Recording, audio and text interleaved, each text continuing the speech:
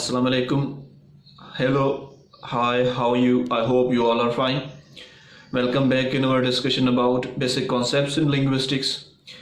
Today we are going to discuss about other two approaches to study language, other two basic concepts to study language. The first is synchrony and another is diachrony. Synchrony basically has been taken from a Greek word synchronos, which means chronos means time here. So we study language with respect to times. In synchrony we study language at particular time, in a given time. We study especially the state of language in particular time or in any given time. We study language as a living whole at that time. We do not try to study what changes, what developments occurred in language historically. Rather, we just focus on only one point in time. For example, if we wish to study language synchronically, we can study language, let's suppose, of 15th century or 16th century.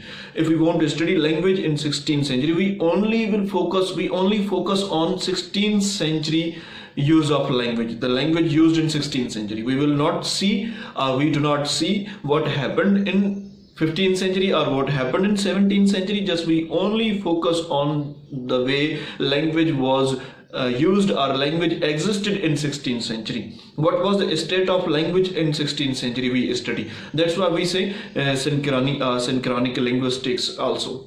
We also call it synchronic linguistics, okay, because it is approach to study language in any given time, in any particular time. Language, what language means, how language is used, or what is the nature, what is the state of language at that time, is studied in synchronic linguistics.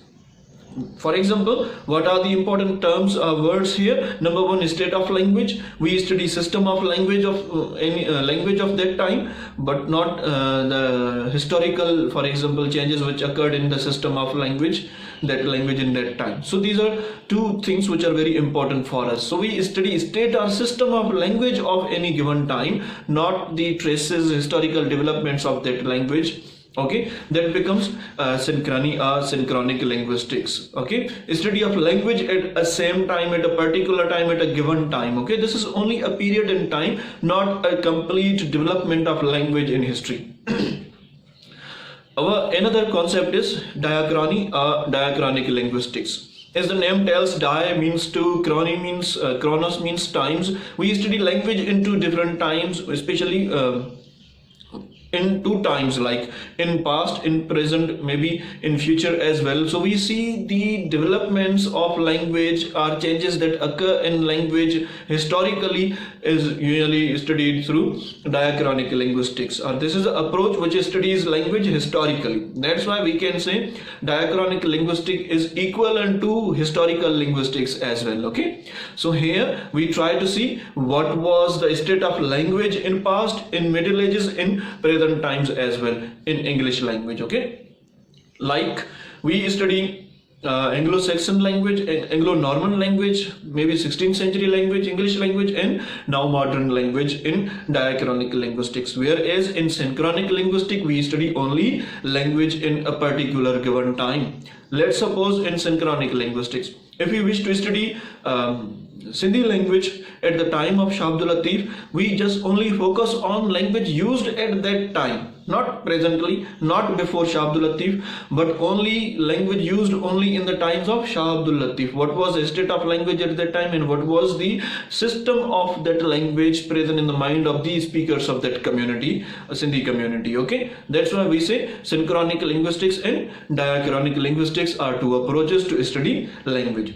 Saucer basically gave priority to synchronic study of language. He said that to learn any language, a speaker needs to know the state of language of any time, for example, of which the speaker, the learner wants to learn that language. He doesn't need to go back into past to see what development occurred with that language. Okay, because these are not necessary for the speaker. He only can know and understand the system of language of that time of which he wants to learn. For example, if anybody wants to learn English language currently or at this time, at existing time, he needs to know how English language is used these days. He doesn't need to know how it was used in Anglo-Saxon times, how it was used in Norman times, for example. No, he can understand, he can learn English language by looking at its structure, its system of the present times. Okay.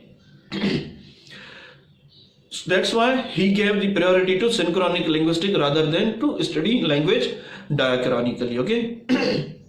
He gave an analogy, famous analogy to language study with a game of chess. He says that the chess board in game of chess is constantly moving or changing, and each player takes a move of his own. If anybody suddenly walks in the room, looks at the game, he still can understand by looking at the pieces on the chess board that what are the situation, what is the state of the game at that time. This famous analogy is very helpful to understand synchronic linguistic or state of language of the times. Thank you very much.